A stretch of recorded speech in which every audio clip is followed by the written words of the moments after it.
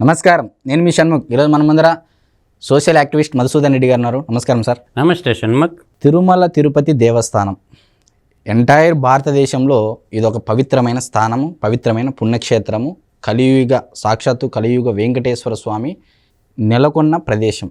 మరి ఇటువంటి ప్రదేశంలో గత 2019 నుంచి 2024 ఈ 5 ఏళ్ల సమక్షంలో జరగని అరాచకం లేదు. తిరుమలలో రాజకీయ నాయకులు వెళ్ళడం, దర్శనం చేసుకోవడం, రాజకీయాలు అతీతంగా మాట్లాడాలి. ఆ ప్రదేశాన్ని కాస్త రాజకీయాలకు వాడుకునే దౌర్భాగ్య స్థితిలో తిరుమల తిరుపతి దేవస్థానాన్ని తీసుకొని వెళ్ళారు. మరి ఈ తిరుమల తిరుపతి దేవస్థానంలో వచ్చే ఆదాయం ఎంత? ఈ ప్రభుత్వం ఎంత ఆదాయం ఖర్చు పెట్టింది? ఎంత కొల్లగొట్టింది? అసలు ఈ డబ్బునంతా ఎవరికి తెలియకోకుండా ఏం చేస్తున్నారు? అసలు హిందూ ధర్మం బతికే ఉందా లేదా తిరుమల తిరుపతి దేవస్థానంలో అని అంటే ఏం చెప్తారు? ఒక విషయం, ఓం నమో వెంకటేశాయ. 7 కొండలు అంటే 7 హిల్స్. ఈ వెంకటేశ్వర స్వామికి సంబంధించినటువంటి ఉత్తరాదిలో అయితేనేమో బాలాజీ అని పిలుచుకుంటారు.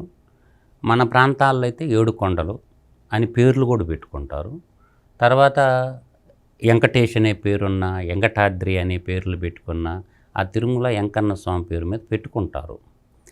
భారతదేశంలో ఎన్నో శక్తిపీఠాలు ఉన్నాయి. 18 శక్తిపీఠాలు, 18 శక్తిపీఠాలు భారతదేశంలో ఉంటాయి. అదేవిధంగా హైందవ ధర్మాన్ని పరిరక్షించేటటువంటి ఒక కలియుగ ప్రత్యక్ష దైవం అంటారు వెంకటేశ్వర స్వామి గారిని. అన్ని కులాలు, అన్ని మతాలు మనం కానీ తిరుమల కానీ వెళ్తే షణ్ముఖు, అక్కడ మనం అనుకుంటాం కానీ ముస్లిమ్స్ కూడా ఉంటారు. అది క్యూ లైన్లో అన్ని మతాలు, అన్ని కులాలు అందరూ కూడా వెంకటేశ్వర స్వామిని సందర్శించుకుంటారు. ఎందుకంటే ఆర్థిక కష్ట నష్టాలు కానీ ఉంటే వెంకటేశ్వర స్వామిని కానీ ఒక 11 సార్లు దర్శించుకున్నట్లయితే మన కష్టాల నుంచి బయటపడేస్తారు అని ఒక ప్రపంచంలో ఇది వాస్తవ పరిమాణం కూడా దాల్చింది. కాకపోతే ఇప్పుడు ఏంటంటే బస్టు పట్టినటువంటి రాజకీయ నాయకులు దేవుడి మీద భక్తితో అక్కడికి రావడం లేదు. నేను ఆవేదన పడుతుండేది ఏంటంటే ఏ రాజకీయ పార్టీ నాయకుడైనా, ఏ మీడియా ప్రతినిధి అయినా, ఏ ప్రింట్ యూట్యూబ్ కానీ శాటిలైట్ ఛానలిస్టులు కూడా తిరుపతి కొండ మీదకి అలౌ చేయకూడదు. ఫస్ట్ ఇప్పుడు దేవదేవుణ్ణి దర్శించుకున్న తర్వాత, కలియుగ ప్రత్యక్ష దైవాన్ని దర్శించుకున్న తర్వాత నోరు మూసుకొని కొండ దిగొచ్చి కింద పెట్టుకోవాలి. కొండ మీద రాజకీయాలు వీళ్ళు పోవటం, మౌతులు పెట్టడం, ఆడ మాట్లాడుతున్నాం అంటే ఆ దేవస్థానం యొక్క ధర్మ పరిషత్తు ఉంటుంది కదా, వాడేం చేస్తున్నాడు, వాడే ముందు ఆరతపడుతున్నాడు రాజకీయ నాయకులకు పోయి. అంటే రూల్ ఆఫ్ లా అంటాం కదా, చట్టం ముందు అందరూ సమానమే అంటారు కదా. భగవంతుడి దగ్గర ఎవరైనా దేవస్థానానికి పోయి అందరూ సమానమే, దేవుని ముందు అందరూ సమానమే. ఇక్కడ కులం లేదు, ఇక్కడ మతం లేదు. ఇక్కడ అక్కడికి సంబంధించినటువంటి భగవంతుణ్ణి ఎవరైనా సందర్శించుకోవాలంటే మనం ఓటేసేటప్పుడు క్యూ లైన్లో అందరికి ఓటు హక్కు సమానమేగా.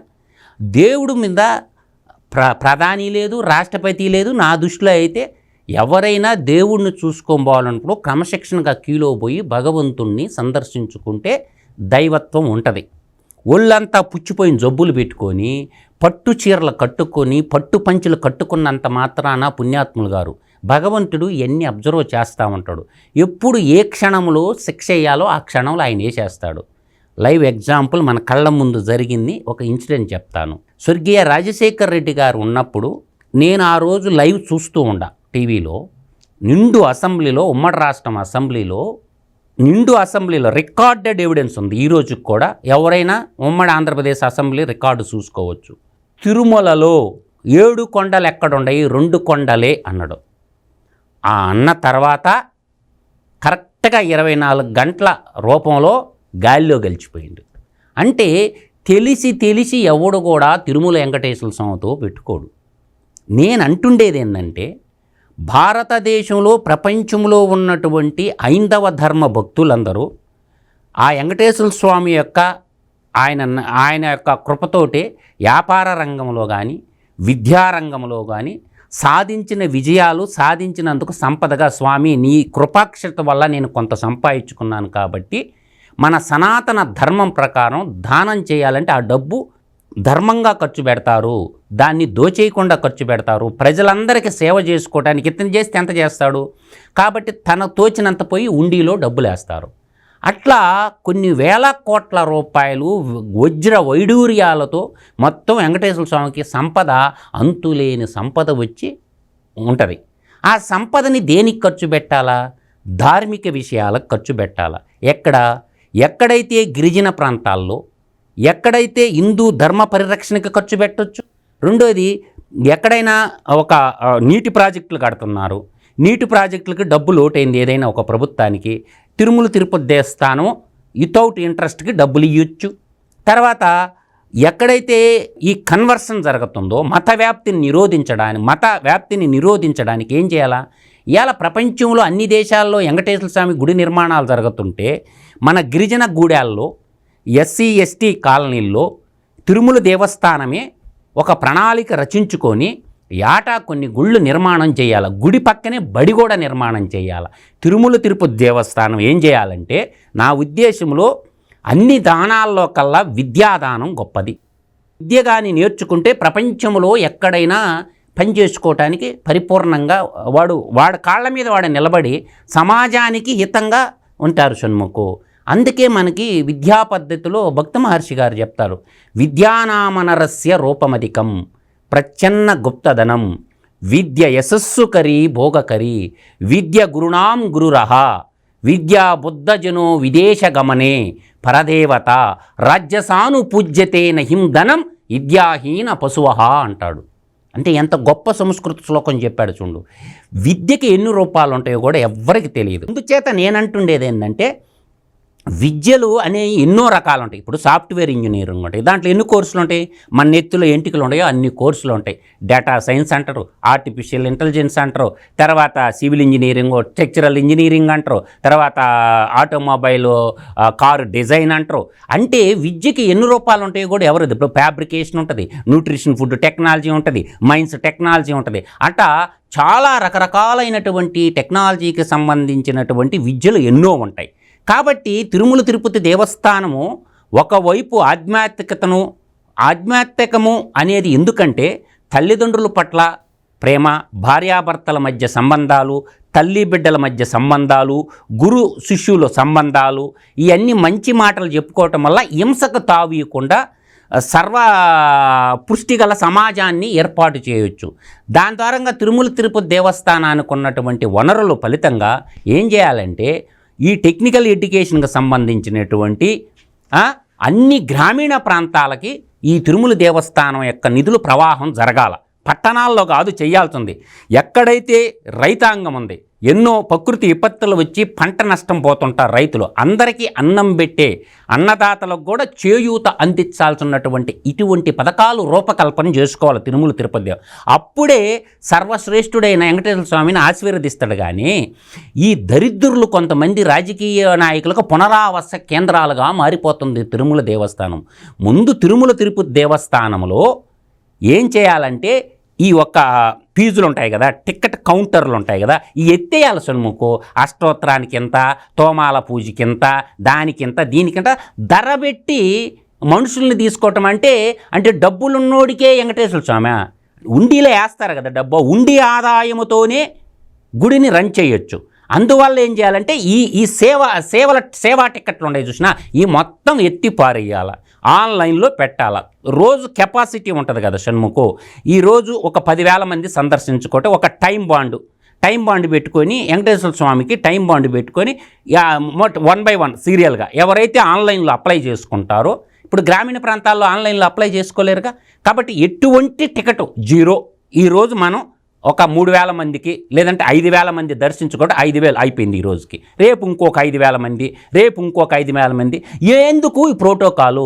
ప్రధానమంత్రి కూడా క్యూలైన్లో పోయి వెంకటేశ్వర స్వామిని సందర్శించుకున్నప్పుడే దాని ఔన్నత్యత నిలబడుతుంది షణ్ముఖు. అందువల్ల నేను అంటుండేది ఈ సేవా టికెట్ల ముసుగు అనేది తీసేయాలా. రాజకీయ నాయకులకు కూడా అందరు సామాన్య భక్తజనులతో పాటు క్యూలైన్లో పోయి ప్రణాళికాబద్ధంగా ఏ రాజకీయ పార్టీ అనుబంధ సభ్యుడు అక్కడ తిరుమల తిరుపతి దేవస్థానంలో పనిచేయకూడదు. అసలు ఎటువంటి పోస్టుల్లో ఉండకూడదు రాజకీయ నాయకులు. అది ఏ పార్టీ అయినా కావచ్చు. ఎవరు ఉండాలంటే సమాజానికి సేవ చేసినటువంటి వాళ్ళు, సమాజానికి హితోదంగా సేవ చేసినటువంటి వాళ్ళు, విద్యావేత్తలు కావచ్చు, రిటైర్డ్ జడ్జీలు ఉంటారు, రిటైర్డ్ ఐఏఎస్ ఆఫీసర్లు ఉంటారు.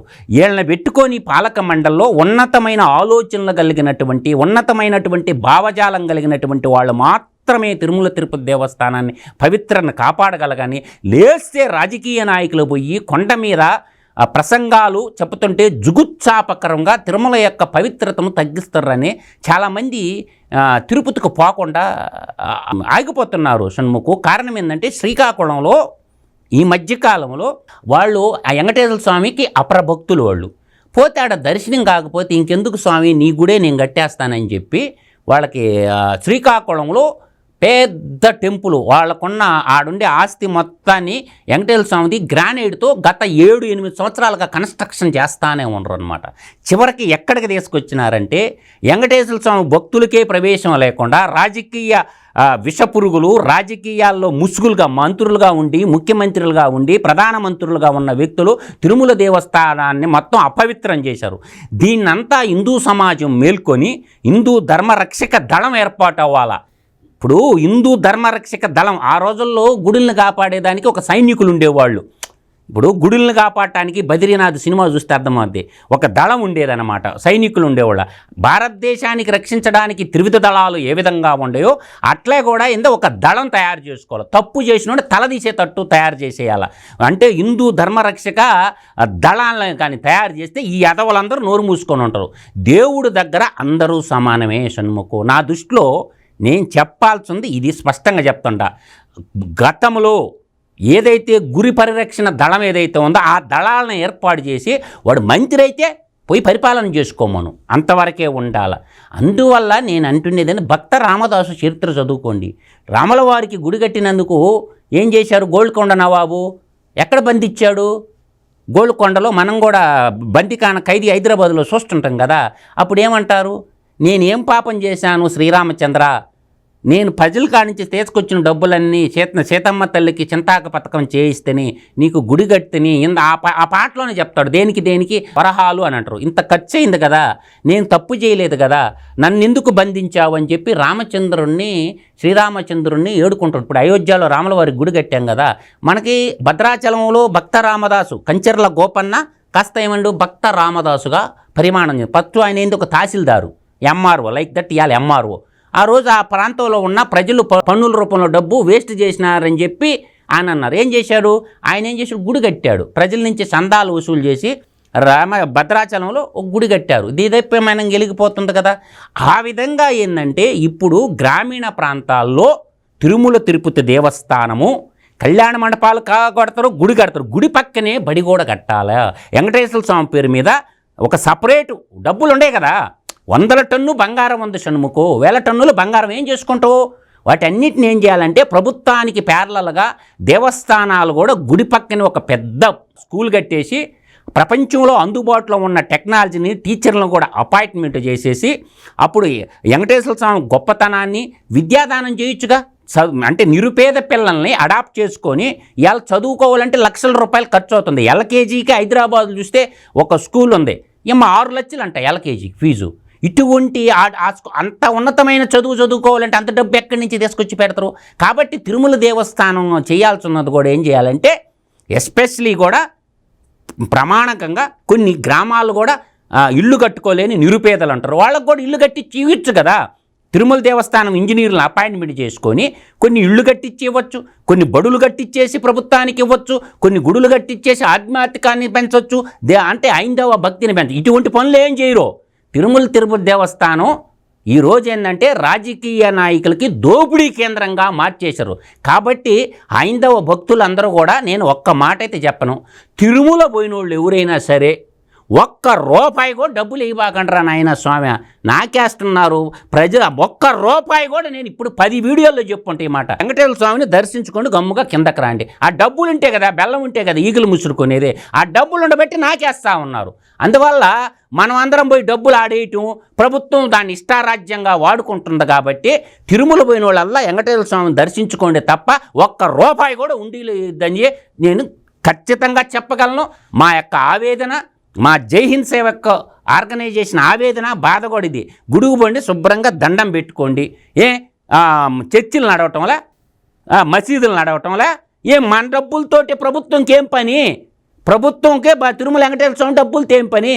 వాళ్ళు స్వచ్ఛందంగా వచ్చిన బడ్జెట్ డబ్బులన్నీ ఏం చేయాలంటే కొన్ని నిరుపేదలకు ఇళ్ళు కట్టడం, గ్రామాల్లో స్కూళ్ళు లేని దగ్గర స్కూళ్ళు ఏర్పాటు చేయటం, ఇంటిగ్రేటెడ్ స్కూల్ అంటే టీచర్లు అక్కడే కాపురం ఉండాలి. గురుకులం అంటారు కదా, పురాతన కాలంలో గురుకులాలు ఉండే, గురువులు అక్కడే ఉండేవాళ్ళు, శిష్యులు అక్కడే ఉండి పరిపూర్ణ విద్యాధికుడైన తర్వాత ఇళ్లకు పంపించేవాళ్ళు. 12 ఏళ్ళు 13 ఏళ్ళు గురుకులాల్లో ఉండేవాళ్ళు. కాబట్టి తిరుమల తిరుపతి దేవస్థానం గురుకులాలు నిర్మించాల్సిన ఆవశ్యకత ఏర్పడింది.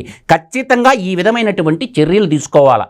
టీచర్లను అపాయింట్మెంట్ చేయటం, గురుకులాలు నిర్మించాలా. గ్రామీణ ప్రాంతాల్లో గృహ నిర్మాణాలు చేయాలా, గ్రామీణ ప్రాంతాల్లో ఏం చేయాలా, గురుకులాలు ఏర్పాటు చేయాలా. గ్రామీణ ప్రాంతాల్లో వెంకటేశ్వర స్వామి యొక్క టెంపుళ్ళు కూడా పెట్టి కొన్ని కట్టలేరా? ఏటా కొన్ని కొట్టుకుంటా పోతే సంవత్సరానికి 100 స్కూళ్ళు కట్టొచ్చు. తిరుమల తిరుపతి దేవస్థానం అనవసరమైన ఖర్చులు పెట్టుకునే దానికంటే ఇప్పుడు నేను అంటుండేది అది. కనీసం 100 గుడులు 100 స్కూళ్ళు ప్రతి సంవత్సరం కట్టొచ్చు. అర్థమైందా? తద్వారా ఏమవుతారంటే ఉన్నతమైన సమాజాన్ని మనం తీర్చిదిద్దొచ్చు. అందువల్ల ఆ విధంగా ఆలోచన చేసి మరి రైతులకు కూడా, ఇప్పుడు రైతులు అందరికి అన్నం పెట్టేటటువంటి లడ్డు తయారు చేయాలా? ఎక్కడి నుంచి వస్తుంది? శనగలు పండిస్తున్నారు రైతులు. కాబట్టి ఆ శనగలు ఎక్కడి నుంచి వస్తున్నాయి? రైతులు పండిస్తే కదా వచ్చేది. అందువల్ల రైతుల దగ్గర నుంచే డైరెక్ట్లు ఆ శనగపిండి కూడా, ఆ శనగపప్పు కూడా రైతుల కాడి నుంచే డైరెక్ట్ ఎందుకు సమీకరించరు? వ్యాపారస్తులు ఎందుకు ఇన్వాల్వ్ అవుతారు దాంట్లో? టెండర్ అంటేనే అవినీతి, టెండర్ ముసుకంతా అవినీతి. కాబట్టి రైతుల దగ్గర నుంచి డైరెక్ట్ ఎందుకు ప్రొక్యూర్మెంట్ చేయలేరు? అగ్రికల్చర్ అధికారులు ఉంటారు కదా, రైతుల దగ్గర నుంచే డైరెక్ట్గా కొన్నారనుకో రైతులు డైరెక్ట్గా ఆదాయం వస్తుందిగా. రైతులతో అగ్రిమెంట్ చేసుకుంటే శనగల ఇప్పుడు ప్రకాశం జిల్లా శనగలు విపరీతంగా పండుతాయి, కర్నూలు జిల్లాలో శనగలు విపరీతంగా పడతాయి. ఆ రైతులతో అగ్రిమెంట్ చేసేసుకుంటే శనగపిండి, శనగపప్పు, పచ్చెనగలు అన్నీ రైతులు నష్టపోకుండా ఉంటారు కదా. అందువల్ల ఏంటంటే రైతులను కూడా ఆదుకునేటటువంటి ప్రయోగాలు కూడా తిరుమల తిరుపతి దేవస్థానం చేస్తే బాగుంటుంది అనేది నా ఉద్దేశం. ఈ రాజకీయ నాయకులు అనేవాళ్ళు ఒక వ్యభిచారులుగా తయారైపోయారు, ఒక సంఘ విద్రోహ శక్తులుగా తయారు. కాబట్టి దయచేసి రాజకీయ నాయకులు ఏ పార్టీ అయినా చెప్తుండా, తిరుమల తిరుపతి దేవస్థానం పోయి మీరు అక్కడ మాత్రం కొండ మీద మాత్రం ఎటువంటి ప్రసంగాలు ఇవ్వద్దు. మీడియా మిత్రులు, print and YouTube electronic media వాళ్ళు కూడా అక్కడ ఏ విధమైన ఇంటర్వ్యూలు మౌత్తులు ముందు పెట్టి తీసుకోవద్దు. వాడు హోమ్ మినిస్టర్ కావచ్చు, ప్రధానమంత్రి కావచ్చు, ఎమ్మెల్యే కావచ్చు, చట్టం ముందు అందరూ సమానమైనట్టు దేవుడు ముందు కూడా అందరూ సమాన దృక్పథం రాయాలంటే కొండ మీద మాత్రం ఎటువంటి రాజకీయ నాయకులతో వీడియోలు కూడా తీయటం నిషేధించాలని చెప్పి బలంగా కోరుకుంటున్నాను.